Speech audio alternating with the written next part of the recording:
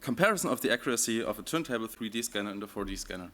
And I'm very happy and glad that I am able to present it at this event here, because the project that I'm going to show you started 1 year ago when I was at this conference and I met Dimitri from Scanica, and we were wondering, what can we do together? Our idea was, let's have a look at what happens during the turntable scan with the person that is standing on the turntable, and how does whatever happens to the person there affect the accuracy of the scan.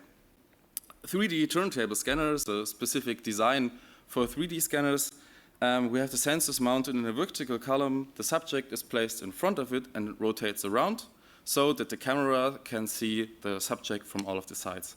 It's comparatively cheap.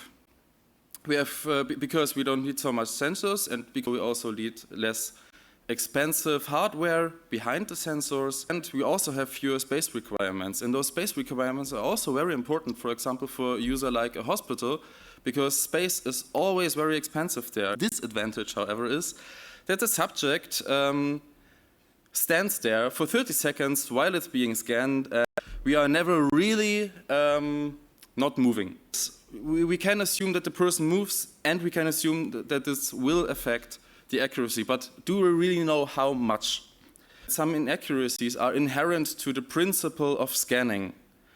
So the question is, how much movement occurs during the scan? How does it affect the accuracy? We placed this turntable 3D scanner in the scanning area of our Move 4D scanner. And while the turntable scanner was doing its job, the 4D scanner captured everything that was happening with the person on that turntable scanner. As a result, we have a time series of 3D models from the 4D scanner, which we call frames, and we have this one model from the turntable scanner. With the frames, we can have a look at the movement of the person and what is happening, and with both 3D models, ideally, we will see how the accuracy is affected by the movements. So on the left, you see the turning motion that we captured, and on the right side, you see all motions but the turning motion. And you can see that there is some movement all the time. And for example, you see that the chest is moving while breathing. You see also that the legs are moving a bit. You see that the arms are moving a bit. And sometimes we have a little bit more movement. The next thing that we also wanted to do was, of course, now to find out how accurate are both of the results.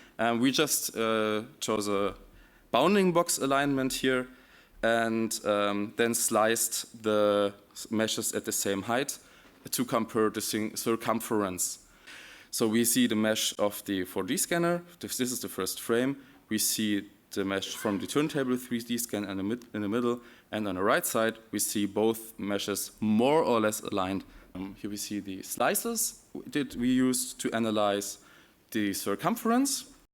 There was definitely some movement here. This curve right there, the yellow one, for example, we see that there's some up and down. So there is no standing still on a turntable scanner. Here I summed up all of the movement for all of the points. We can see, for example, on the belly, we have some movement that is likely to be caused by breathing.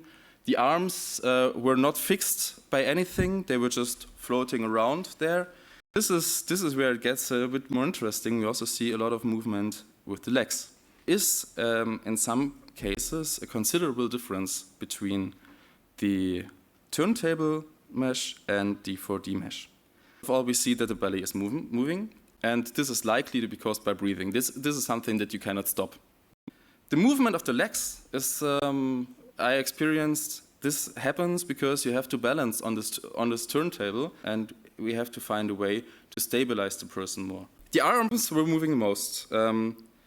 We deliberately did not use any kind of handles in this scan. We did not, so far, establish any ground truth with the subjects. So right now, it only helps us to get an insight into what the scanners put out. We don't have a ground truth. We cannot say which one was more accurate, but from our experience, the 4D scanner has a very high accuracy and very high reliability.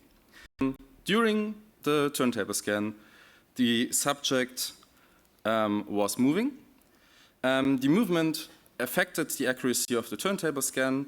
At some point, we did see a deviation of around 1 centimeter in circumference in the legs. Thank you so much for listening to me.